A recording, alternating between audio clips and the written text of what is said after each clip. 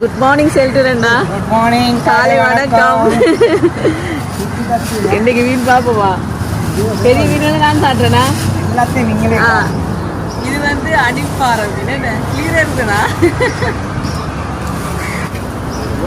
விளம்பி கல்மாலு கல்மாலு விளம்பி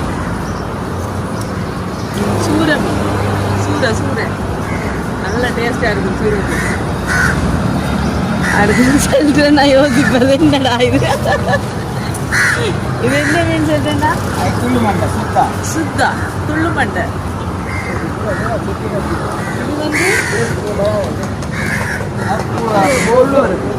லின்னோம் இருக்கு, போல் மீன் இருக்கு.